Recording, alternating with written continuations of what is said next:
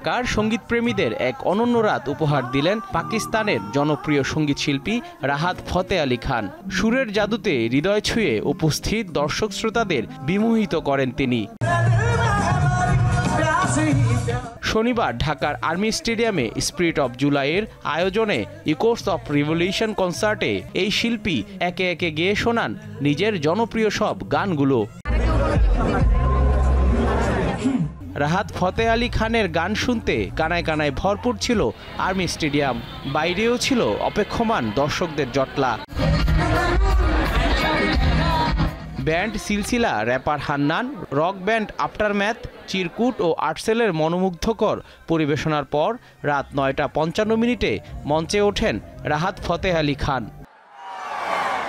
আমি তোমাকে ভালোবাসি।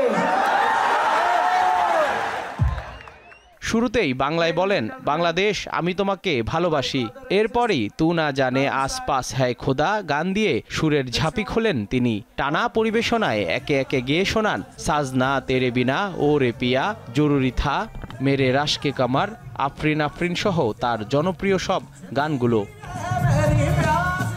প্রায় ২ ঘন্টার পরিবেশনায় উপস্থিত সবাইকে সুরের সমুদ্রে ভাসিয়ে দেন উপমহাদেশের সঙ্গীত কিংবদন্তি সুফি গানের দিকপাল নুসরাত ফতে আলী খানের ভাতিজা রাহাত ফতে আলী খান।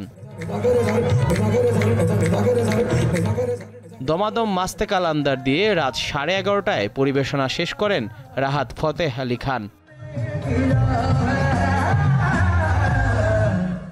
সুরের মূর্ছনায় নিজেদের বিলিয়ে একাকার করে দিয়ে সঙ্গীত ও শিল্পীর প্রতি ভালোবাসার বহিঃপ্রকাশ ঘটান বাংলাদেশের সুরের তৃষ্ণার্তরা।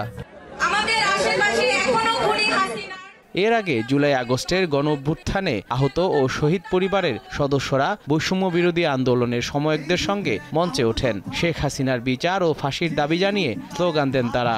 আন্দোলনে আহতরাও শেখ হাসিনাকে দ্রুত দেশে ফিরিয়ে এনে বিচারের দাবি করেন।